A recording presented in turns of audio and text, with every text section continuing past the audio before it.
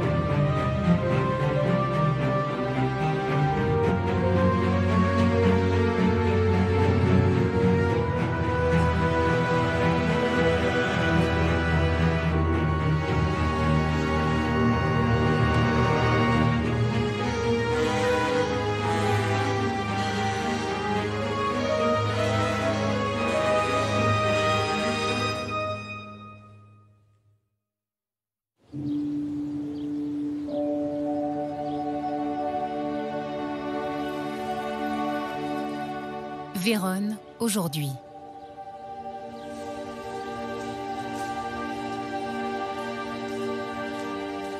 Cet homme est assigné à résidence, comme Galilée le fut dans sa maison, sur les collines de Florence, à la fin de sa vie.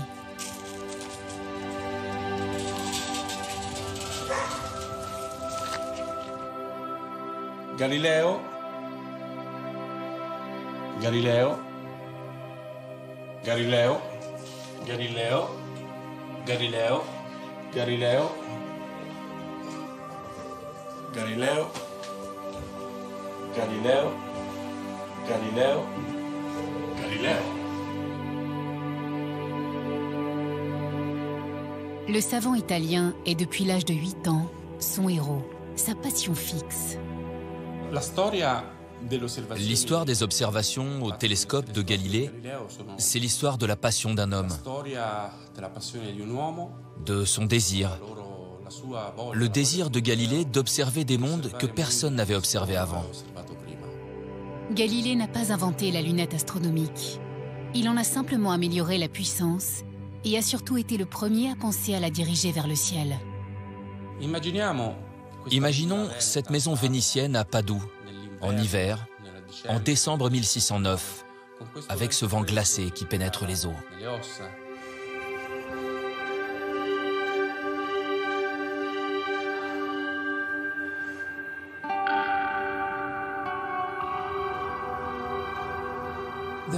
Il faut dire que le télescope lui-même, à l'époque, était très primitif. Galilée lui-même, par rapport à son télescope, a dû donner des instructions aux observateurs et leur enseigner quoi chercher avant qu'ils puissent bien voir.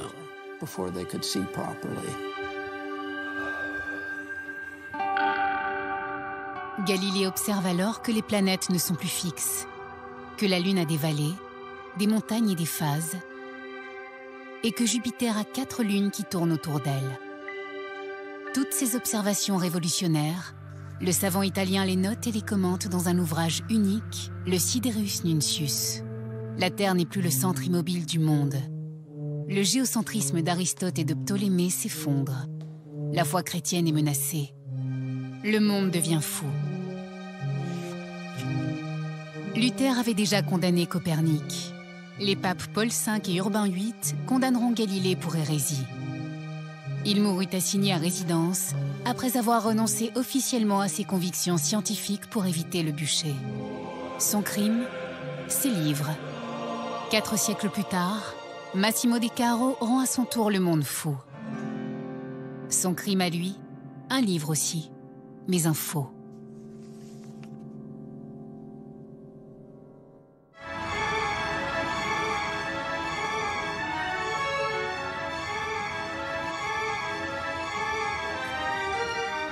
Paris est avec New York et Milan, l'un des hauts lieux du marché du livre rare. Le livre a une nature particulière. On ne parle pas de collectionneur de livres, on parle de bibliophile.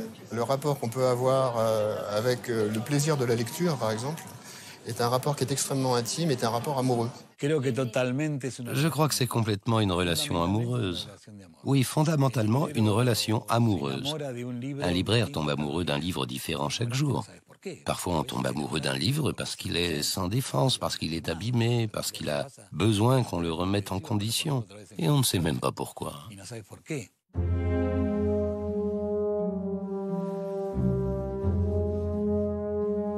J'interviens parfois dans des écoles avec des gamins de tout âge. Je leur mets un petit bandeau comme ça et je leur fais toucher des papiers qui ont été imprimés en caractère typographique. Selon l'époque, on ressentira plus ou moins donc, la profondeur des caractères.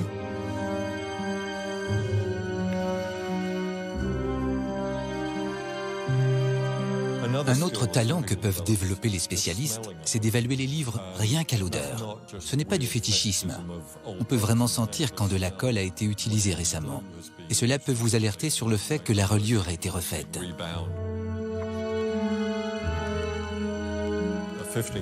Un papier du XVe siècle n'a pas le même toucher ou le même genre de souplesse qu'un papier du XVIe ou du XVIIe siècle. On devient capable de sentir la qualité du papier et même d'entendre la différence en tournant les pages. Quand un livre est fait de papier de lin, le papier est craquant. Il fait un bruit, c'est une symphonie. Les odeurs qui se libèrent sont celles du tabac, du chocolat. C'est un bouquet, comme si on parlait d'un grand cru. La différence, c'est que le papier ancien a une âme. Le papier moderne est froid, c'est un support. Alors que le papier ancien n'est pas juste un support. Le papier ancien, c'est l'âme du livre.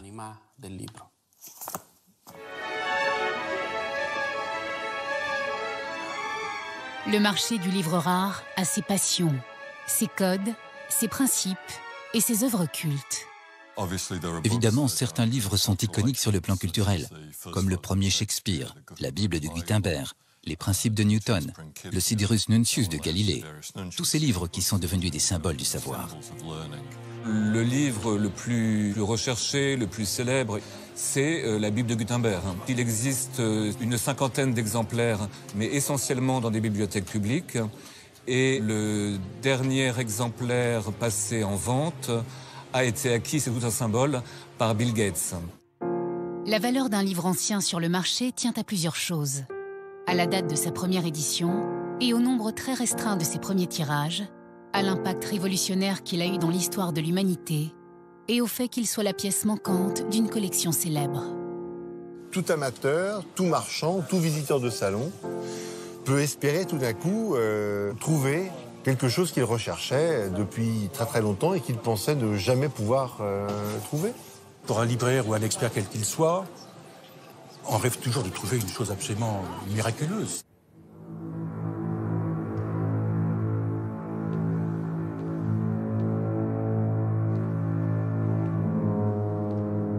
C'est très excitant pour un historien de découvrir un nouveau document. Ça m'est arrivé de découvrir des documents nouveaux. Et je dois dire que je vis pour ça.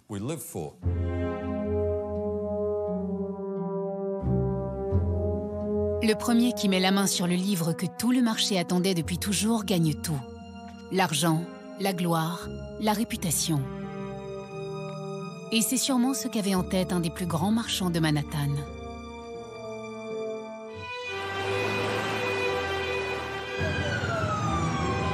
Mars 2005. Deux Italiens ont rendez-vous chez Martha Janlan, au cœur de Manhattan.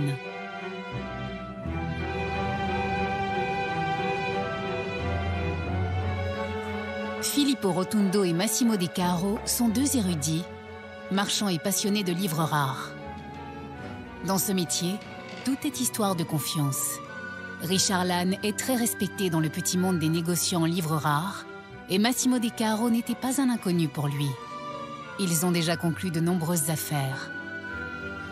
Ce jour-là, ils apportent un trésor, un livre qui a peut-être encore plus de valeur que la Bible de Gutenberg. Une édition rare de Galilée, le Siderus Nuncius, publiée en 1610, avec sur la page titre, la signature du savant et le cachet de l'Accademia dei Lincei, à laquelle appartenait Galilée. Mais ce qui en fait son originalité et sa rareté, ce sont, à la place des gravures à l'eau forte des lunes, 5 aquarelles qui auraient été peintes par Galilée en personne. À la fébrilité de Richard Lannes, les deux complices italiens pressentent légitimement que tout peut aller très vite. Mais il va pourtant falloir faire un petit détour par l'Europe.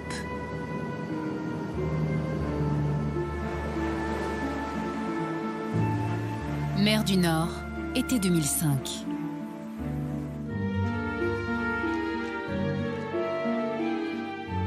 Horst Bredkamp, un des plus grands Galiléens du monde, reçoit un mail qui est sans doute le mail de sa vie.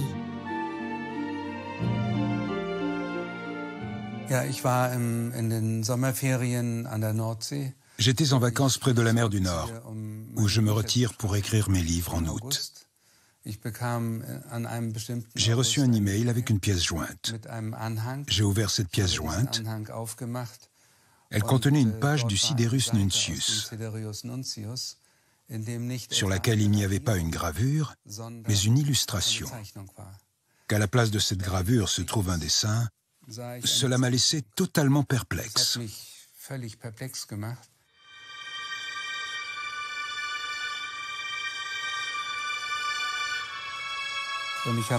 Et j'ai écrit au propriétaire. C'est très intriguant, mais je ne suis pas intéressé. C'est sûrement une contrefaçon. Il m'a répondu qu'il était un expert spécialisé en livres, qu'il avait vu de nombreuses contrefaçons et que d'après son expérience, il pouvait me dire que ce n'était pas une contrefaçon. J'ai donc dit, bien, à mon retour, je vais prendre un vol pour New York, mais à mes frais, car je ne veux pas me compromettre.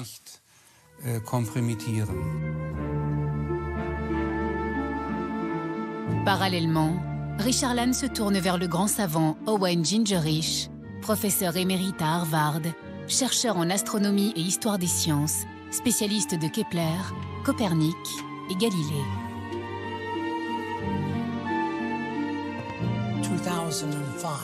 En 2005, une copie du Siderus Nuncius de Galilée m'a été amenée ici, dans mon bureau, par un négociant en livres rares de New York, Richard Lannes, et deux Italiens, Rotundo et De Caro.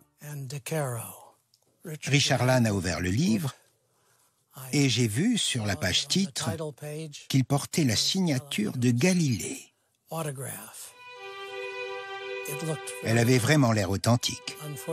Hélas, j'ai été dupé par cela, parce que c'était une signature que j'avais déjà vue avant dans la collection de la Bibliothèque du Vatican. Et donc, elle m'a paru correcte. Richard Lannes avait naturellement envie de l'acheter. S'il était vrai, et de la main de Galilée, ce serait un livre de très très grande valeur. Nous parlons de millions de dollars.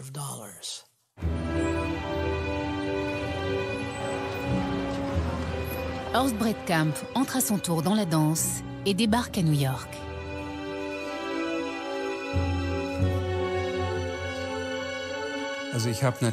J'ai bien sûr comparé scrupuleusement les gravures avec les dessins et ils étaient tout à fait similaires. Le savant allemand étudie depuis longtemps les dessins de la lune de Galilée. Dans l'exemplaire de l'âne, il remarque sur les aquarelles un dépôt noir qui ressemble à du goudron. Il suppose alors que ce trait appuyé pourrait être la matrice ayant servi à la reproduction des dessins. Et quand je me suis rendu compte que je voyais ici quelque chose que peu de gens peuvent reconnaître, j'ai pensé que cela pouvait être une preuve que ce n'était pas une contrefaçon. Et de là, les choses ont basculé dans l'autre sens et je me suis dit, non, c'est possible que j'ai ici devant moi l'exemplaire original de Galilée.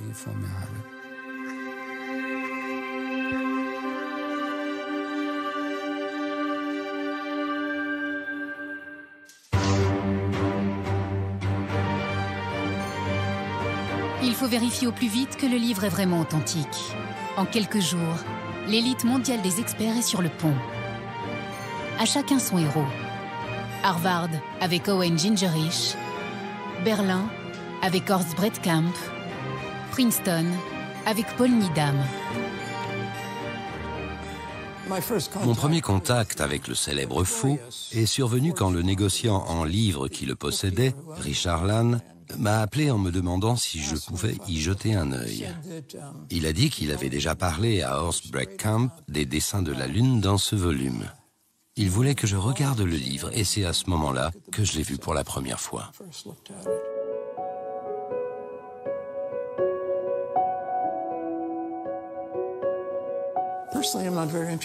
Personnellement, je ne m'intéresse pas beaucoup aux tests scientifiques. Je préfère regarder très soigneusement à l'œil nu, à partir de bonnes images de l'original. Et pour moi, dans ce cas précis, toutes les informations étaient là.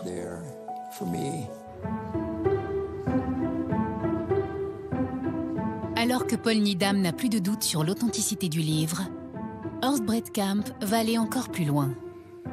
Enfin limier, il va même découvrir des empreintes sur certaines pages et se met à rêver qu'elles pourraient bien être celles de Galilée. Il ira jusqu'à Florence, où sont conservées ses reliques. À un moment, nous avons tenté d'isoler le code génétique de ces empreintes digitales afin de le comparer avec le majeur de Galilée, qui est conservé à Florence comme relique, pour voir si ici, ici et ici, c'était bien la main de Galilée. Mais l'analyse du code génétique de Galilée ne permettra pas aux savants allemands de rêver plus longtemps. Mais c'est assez grandiose de constater la proximité que l'on peut avoir avec ces personnages historiques. C'est comme si on était là, à regarder par-dessus leur épaule. C'est un phénomène fascinant de la recherche sur les livres historiques.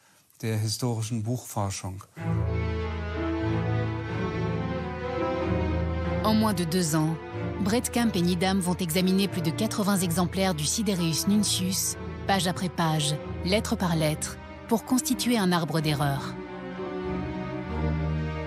Mais il n'était pas rare au XVIIe siècle que les premières éditions comportent des erreurs. On peut trouver des fautes typographiques sur un titre, pourquoi pas, avant correction, pourquoi pas.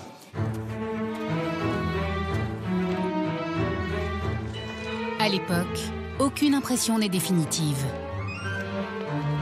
Les imprimeurs, après chaque tirage, recommencent leur travail avec les correcteurs.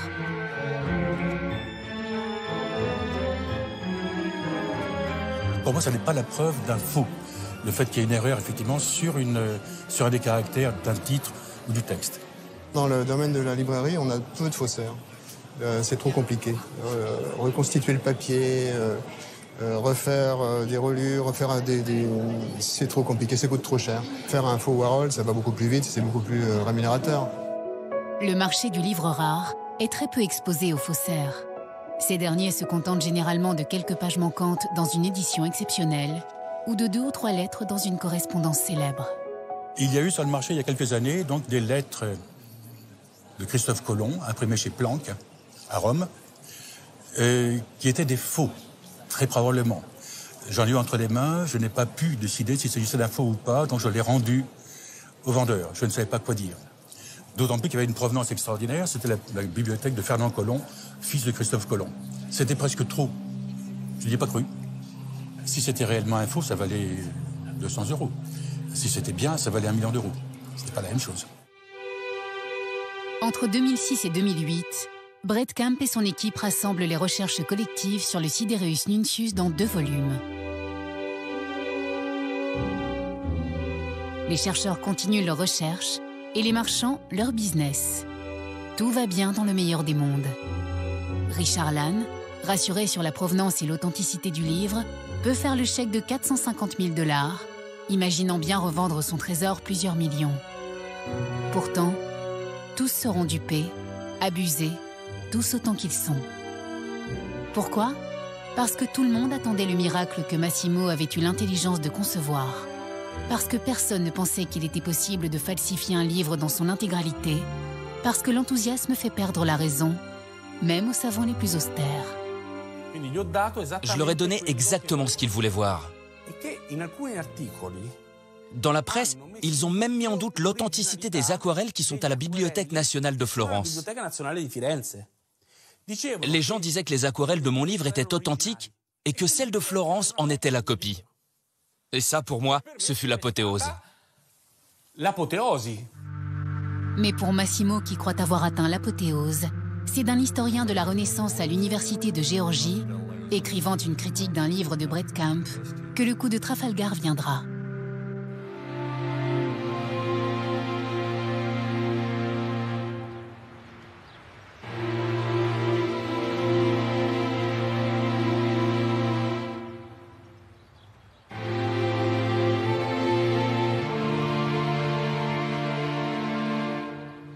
Le livre, l'original, le vrai Sidereus Nuncius, le voilà. Nous avons ici une copie du Sidereus Nuncius de Galilée, imprimée à Venise en mars 1610. Probablement la série de découvertes la plus importante jamais faite dans l'histoire de l'astronomie. Nous ne sommes pas à Padoue, ni à Florence, mais à Oxford avec Nick Wilding, ancien étudiant ici, et le meilleur ennemi de Massimo. Il partage au moins 2 choses avec l'Italien, sa passion pour Galilée et celle des livres anciens. Quand j'ai appris l'italien et que j'ai commencé à lire Galilée, j'étais émerveillé par sa manière d'écrire. C'est comme lire du Shakespeare, sauf que ça parle des sciences. Galilée est un merveilleux styliste de la prose. Il est drôle, il est direct, il est spirituel et incisif. Il est loin de ce qu'on peut imaginer de l'écriture scientifique. C'est au printemps 2012, 7 ans après l'apparition du Sidereus Nuncius de Massimo De Caro, que Nick Wilding, alors jeune universitaire, va s'intéresser aux travaux de Horst Brett Camp et écrire une critique dans une revue spécialisée, le Renaissance Quarterly. J'ai donc proposé d'écrire une critique sur l'étude menée. On a tout de même affaire ici à une formidable équipe d'experts. Brett Camp est l'un des historiens de l'art les plus célèbres du monde. Paul Needham est le meilleur bibliographe historien des livres en exercice en Amérique du Nord. Au départ, j'ai écrit une critique très positive.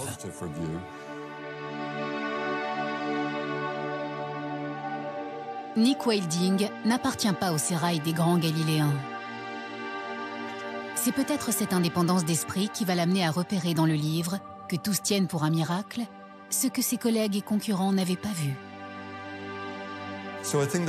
Donc, je pense que l'idée était dans l'air qu'on avait là un document qui allait tout changer.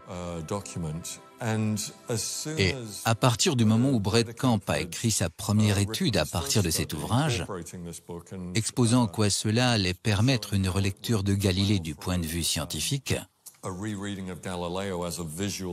je crois qu'il est devenu difficile psychologiquement pour quiconque dans son équipe de se distancer de son approche et de dire simplement « Et si c'était un faux ?»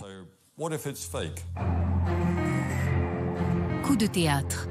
Durant ses recherches, Nick Wilding apprend qu'en 2005, un autre exemplaire du Sidereus Nuncius qui semblait douteux a été retiré de la vente de chez Sotheby's au dernier moment. Il s'agissait d'un exemplaire hybride qui ne comportait pas les gravures à l'eau forte des lunes, mais des reproductions de mauvaise qualité. Nick Wilding m'a envoyé un email où il disait qu'il venait d'apprendre qu'une autre copie, dont j'ignorais l'existence, avait été mise en vente chez Sotheby's à New York. L'Anglais a repéré une anomalie. une tache suspecte sous le P du mot privilegio de la couverture et un point au-dessus de la lettre L de Galileo. Étrangement, on les retrouve à l'identique sur l'exemplaire Lannes. Je suis donc allé vérifier autant de copies que possible, de copies authentiques du Siderus Nuncius, juste pour être sûr que ces marques n'apparaissaient pas dans les copies authentiques. Or, elles sont tout à fait nettes. Après Nick Wilding, c'est au tour de Owen Gingerich d'avoir de sérieux doutes. Attendez, il y a un problème ici. Avant de publier son livre, Galilée avait reproduit ces lunes sur la feuille de Florence, conservée dans la bibliothèque de la ville. C'est à partir d'elle que tous les dessins du Siderus Nuncius ont été réalisés. Voici l'ordre dans lequel Galilée a dessiné les lunes. La première et la deuxième, qui ne seront pas dans le livre. Puis il dessine 3 autres lunes. Il lui reste alors un espace libre. Soucieux de ne pas mordre sur les autres dessins, il tourne donc la feuille pour y reproduire en toute facilité cette dernière lune. Sur la copie de Lannes, cette lune va étrangement se retrouver dans cette position inclinée. C'est une erreur que Galilée n'aurait jamais pu commettre au moment de faire son livre que de reprendre le dessin dans cette position, avec cette rotation, parce qu'il savait pertinemment que ce n'était pas ainsi qu'on voyait la Lune. Comment Massimo a-t-il pu laisser passer une telle erreur? Peut-être a-t-il voulu reproduire le plus fidèlement possible la feuille de Florence pour se rapprocher un peu plus de Galilée. À ce moment-là, le doute commence à s'installer, les indices s'accumulent, et Richard Lannes demande une contre-expertise.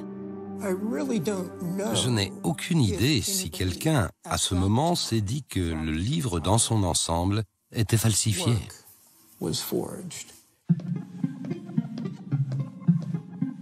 À Berlin, on approfondit l'enquête. Des experts de 14 institutions différentes décortiquent sous toutes les coutures l'exemplaire Lannes. L'analyse microscopique du papier révèle la présence de traces de fibres de coton. Anachronique, mon cher Watson. Car au début du XVIIe siècle, seuls le chanvre et le lin étaient utilisés pour la fabrication du papier. La science a tranché. C'est bel et bien un faux. Il ne manque plus que la sanction médiatique. Elle tombera fin 2013 dans un article du New Yorker.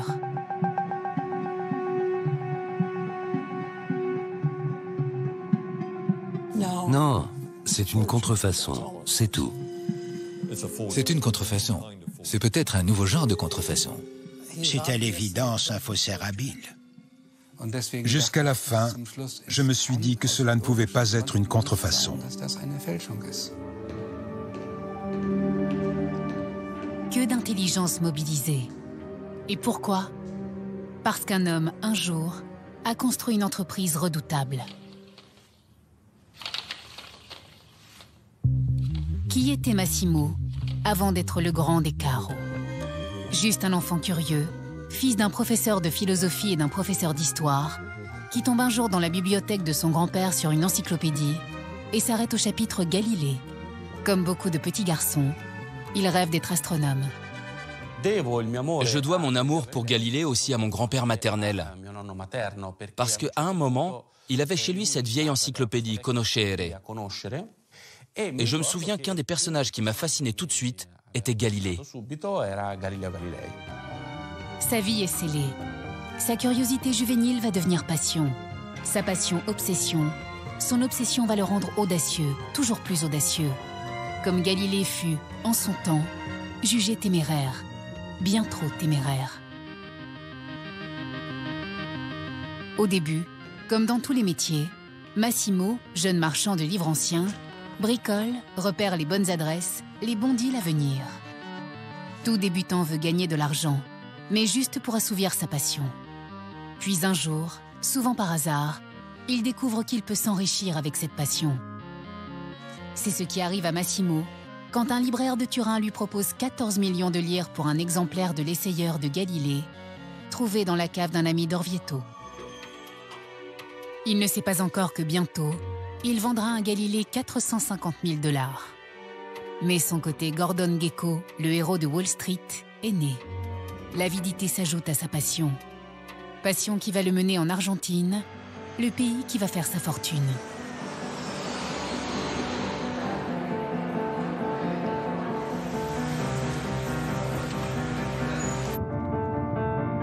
Massimo va alors passer une semaine par mois en Argentine. De 2002 à 2005, j'ai gagné des millions d'euros. Parce que j'achetais pour très peu en Argentine et je revendais pour beaucoup en Italie et aux États-Unis. Massimo se forme en écumant les petites librairies et les grandes foires du monde, traquant toujours l'ultime objet de son désir, une première édition d'un Galilée. Et donc toute ma démarche était faite pour pouvoir suivre ma passion.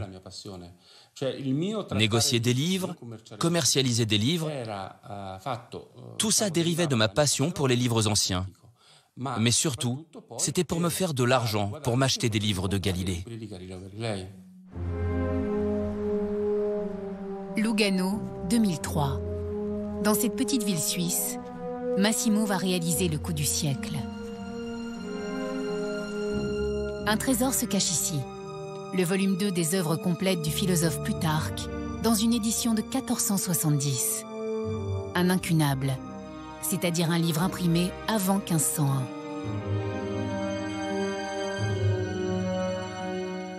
En faisant des recherches sur ce livre, je me suis rendu compte que le premier volume de cette œuvre était à la Bibliothèque du Vatican.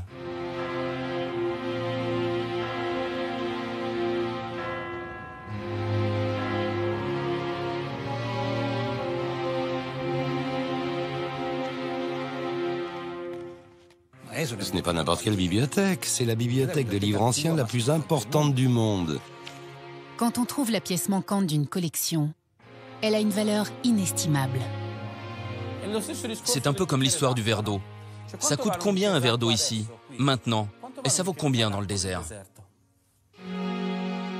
Massimo organise alors un échange spectaculaire avec le cardinal Meria, directeur de la Bibliothèque du Vatican. Le Plutarque manquant, plus 70 incunables, contre 2 livres extraordinaires et 3 Galilées dans leur première édition. La copie Barberini du Dialogo di Galileo, la copie personnelle du pape, celle qui a appartenu au pape qui a condamné Galilée. Comment est-il possible qu'il ait voulu céder cet ouvrage? La seule raison que je puisse voir, c'est que quelqu'un de l'intérieur a été tellement charmé par Massimo De Caro qu'il ne s'est pas rendu compte que c'était une mauvaise affaire. La seule chose que j'ai entendue, c'est que ce Massimo De Caro était très proche du cardinal Meria. C'est la seule chose que j'ai entendue. Je ne l'ai pas lu, il ne me l'a pas dit, je l'ai juste entendu. J'ai entendu ça comme j'ai entendu d'autres choses liées au monde des livres. On soupçonne Massimo de piller le patrimoine culturel de l'humanité. Pure jalousie de marchand sans audace, riposte-t-il. Il faut bien se dire que cette opération que j'ai faite avec le Vatican a généré d'emblée d'énormes envies de la part des autres libraires. À tel point que certains libraires sont allés porter plainte auprès de la police pour spoliation du patrimoine culturel, laissant entendre que j'avais volé ces livres à la Bibliothèque du Vatican. Tant et si bien qu'il y a eu une enquête de police. Et la gendarmerie du Vatican leur a dit « Écoutez, arrêtez donc parce que tout est régulier. » Tout est en règle. Jean-Paul II en personne a autorisé l'échange. Mais le pape n'est plus là pour le confirmer. Lui qui réhabilita Galilée en 1992, en reconnaissant les manquements du Saint-Siège qui avait forcé le savant à abjurer ses erreurs et ses hérésies.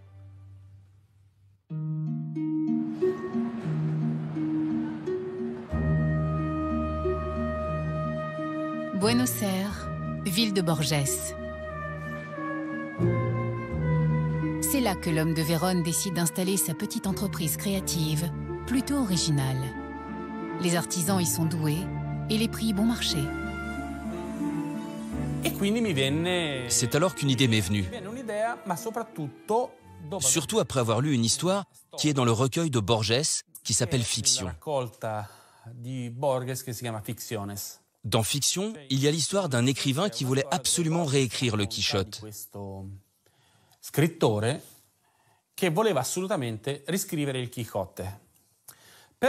il ne voulait pas écrire sa version du Quichotte. Non, Il voulait écrire le Quichotte comme Cervantes, voire même mieux que Cervantes, de manière plus identique au Quichotte que Cervantes l'avait lui-même fait. Naturellement, dans la vision utopique de Borges, c'est une fable, juste une histoire. Mais cette idée de faire un livre plus original que l'original me semblait un défi qui me captivait. Le livre le plus beau de Galilée du point de vue scientifique, c'est le Siderus Nuncius. Pour réaliser son chef-d'œuvre, Massimo va travailler à partir d'un vrai Sidereus Nuncius, acheté à une famille argentine 270 000 $. Comme il était à moi, j'ai pu le prendre, l'enlever de ses attaches et l'ouvrir pour pouvoir recopier non seulement le filigrane, mais aussi le nombre de lignes transversales. Ces lignes horizontales qui traversent toute la page.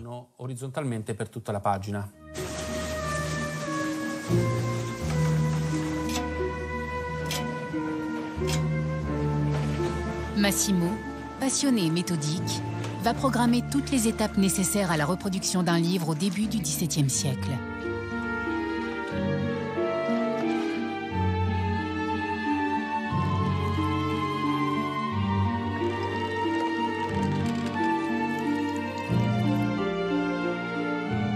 Son premier challenge sera de reproduire un papier authentique du XVIIe jusqu'au filigrane.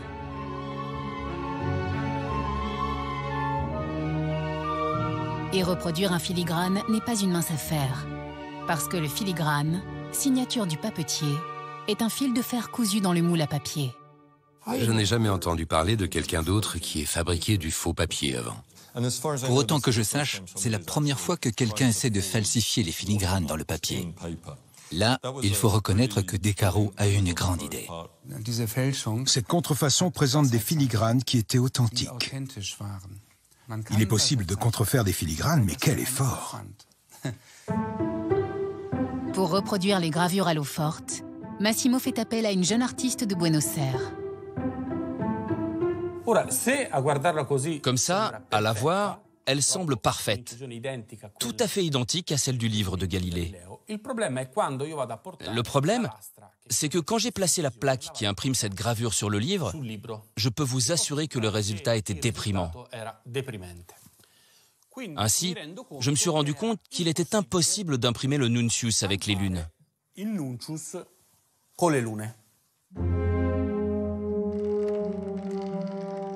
Dans le parcours sans faute de Massimo, qui semble presque un jeu d'enfant, surgit soudain un obstacle imprévu. Comment reproduire les gravures des lunes à l'eau forte? Alors voilà, ça c'est une eau forte. On la reconnaît à ces nombreux petits détails qui ondulent et qui ne seraient pas possible de faire à la main avec un burin. Donc c'est une eau forte, c'est une plaque de cuivre qui a été vernie. On a creusé le vernis avec un petit outil et les endroits où le vernis a été creusé, quand on va mettre la plaque dans un bain d'acide, l'acide va creuser qu'aux endroits où il n'y a pas le vernis. Après, on va retirer le vernis, on va ancrer et faire le tirage avec une presse. Mais rien n'est insurmontable pour Massimo.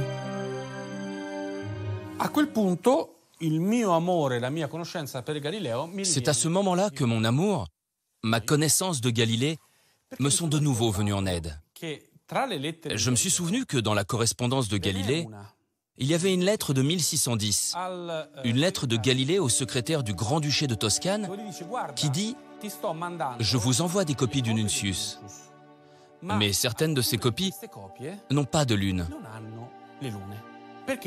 parce que le typographe ne les a pas imprimées. » Ce qui veut dire qu'il est historiquement prouvé qu'il existait des exemplaires sans les lunes gravées. Donc je me suis dit, parfait, je vais faire un de ces exemplaires rarissimes sans les lunes.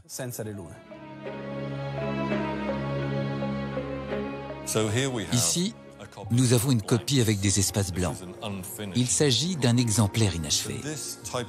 Ce phénomène typographique à l'origine de ces exemplaires inachevés et ce qui a permis au Siderus Nuncius de De Caro de voir le jour. C'était une grande opportunité de faire une copie très spéciale du Siderus Nuncius. Si moi, je reproduis les lunes comme des aquarelles, que je place une indication manuscrite sur la page titre, où je dis que c'est Galilée qui a fait ceci, tout le monde se mettra à considérer l'authenticité de cette écriture et de ces lunes. Et du coup, ils ne feront plus attention à l'authenticité du livre. La distraction, ça joue un grand rôle. Si on arrive à distraire quelqu'un, on peut prendre son portefeuille dans sa poche sans qu'il le remarque. Pour l'encre de Chine, l'Argentine suffit bien. C'est Massimo en personne qui la déniche chez un antiquaire de Buenos Aires, avec en prime un morceau de carbone, à l'origine du dépôt noir identifié par Horst Bredkamp. J'ai dépensé 7 000 $ juste pour avoir ce petit morceau de carbone qui sert à faire la base qu'il y a sous les lunes, ainsi que l'encre pour les dessiner. Le carbone et l'encre noire sont tous deux du XVIIIe siècle.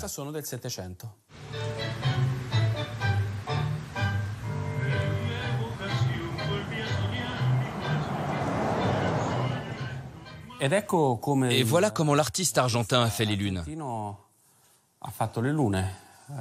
Nous avons pris une bouteille de vin qui était dans ma cave de Buenos Aires, accompagnée de pata negra, un très bon jambon espagnol et de fromage. Ça a été une soirée vraiment amusante parce que ça me plaisait que ce canular que j'étais en train de faire prenne un tour des plus voyous. Et pour faire le cercle des lunes, nous avons utilisé des verres de vin.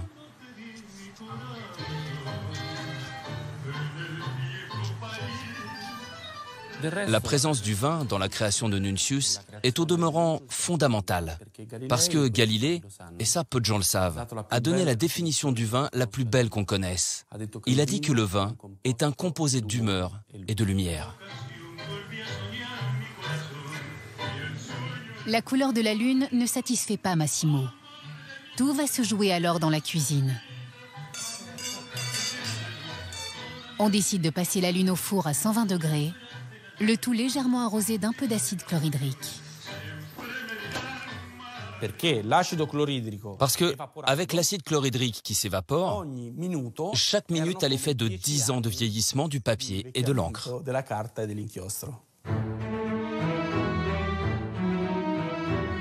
Avec un simple tampon, on reproduit le cachet de l'Académie des Lynx qui attestera de sa provenance. Il reste à scanner les 37 pages, travailler avec un graphiste payé à temps plein pour respecter l'espace entre chaque caractère et reconstituer les bouts de lettres estampées. Un travail de titan. Cette personne a dû travailler lettre par lettre pour remplir les trous qui, avec les scans, s'étaient produits à l'intérieur des lettres. On y est presque. Mais comment restituer le relief des caractères dans le papier? La technologie moderne offre une solution nouvelle. Et De Caro va avoir l'idée de recourir à la technique des plaques photopolymères. Le cliché était fait avec des photopolymères. Donc, à la différence de l'original, qui était formé d'un ensemble de caractères mobiles individuels, nous obtenions à chaque fois un cliché qui représentait la page entière. Cela nous permettait d'obtenir un aspect fondamental qui est le relief.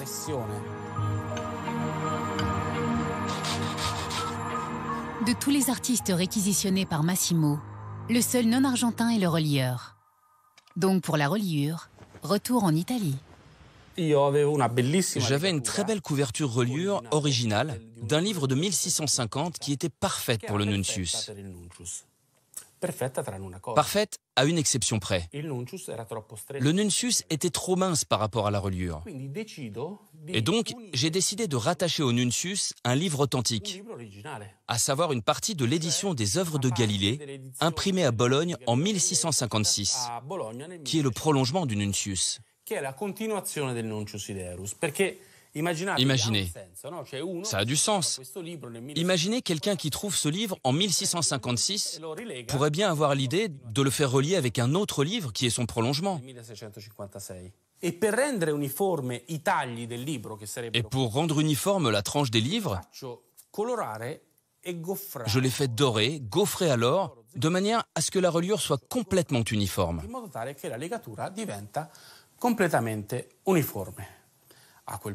À ce stade, nous avions un livre plus beau que celui de Galilée. Je suis arrivé à faire une chose plus originale que l'original de Galilée. Je pense que le faussaire a été très attentif aux aspects matériels. Le gaufrage des pages, le fait de le relier avec d'autres ouvrages galiléens, l'imitation du papier d'époque et le filigrane. Tous ces détails avaient été pensés pour duper le subconscient des experts. Imaginez la l'ivresse, le bonheur du faussaire qui réussit à coincer les spécialistes mondiaux avec son misérable supercherie. C'est extraordinaire. On sent là-dedans le désir de briller, de montrer son érudition et d'écraser surtout les autres par son savoir. Il y a quelque chose d'extrêmement vaniteux là-dedans qui est très amusant. Je ne pense pas qu'on ait pu faire des faux absolument parfaits pour un ouvrage aussi important que Galilée, par exemple. C'était une exception absolue. Dans un certain sens, c'était une bonne contrefaçon. La falsification est un acte criminel, avec intention de tromper pour un gain financier. Mais il n'est pas évident de savoir ici où placer la faute exactement. Descarreaux a dit que c'était clairement pour lui un canular. Si on me posait la question « Est-ce que tu regrettes le Nuncius ?» Pas du tout, parce que je ne l'ai pas vendu comme un authentique. Je vois ça comme une grande preuve d'amour pour Galilée et d'amour pour ce livre. Pour l'œuvre de sa vie, Massimo dit n'avoir touché que 150 000 $, soit à peu près l'argent que le livre lui aurait coûté en frais de voyage, de bouche et de main-d'œuvre. Son associé est censé avoir gardé le reste. En fait, il n'a pas fait l'objet d'une plainte en justice pour faux. Il a juste été mis en prison pour vol. En effet, ironie de l'histoire, Massimo a été assigné à résidence pendant 7 ans, mais pour une autre affaire. À ce jour, il a été jugé et condamné en 2012 pour vol massif de livres, alors qu'il était directeur de la bibliothèque des Girolamini de Naples, un haut lieu du patrimoine culturel italien. Tout en reconnaissant à son procès avoir fait quelque chose d'illégal et être prêt à payer pour son délit, il expliquera que sa seule motivation était de trouver des fonds privés afin de sauver ce temple de la culture qui tombait en ruine.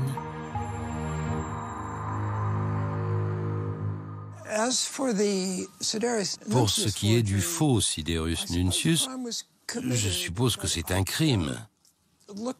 Mais je le vois comme un crime immensément moins grave que le vol de livres, et qui est pour moi un véritable crime, un véritable viol du patrimoine culturel mondial.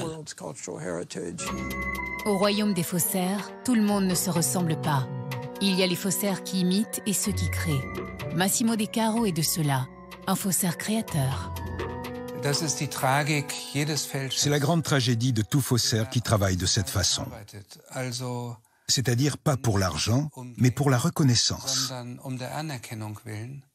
tout en devant faire attention à ne pas être reconnu. C'est un cercle vicieux. Cela veut dire qu'il est pris au piège. Il veut prouver au monde qu'il est plus fort que les spécialistes, qu'il est le vrai spécialiste, mais il ne peut le prouver que si sa contrefaçon est décelée. C'est pourquoi il existe un lien entre le faussaire et celui qui le démasque respectueusement. C'est psychologiquement indémêlable. Il existe donc une relation psychologique entre Descarreaux et Wilding. Nous partageons tous la même admiration pour Galilée.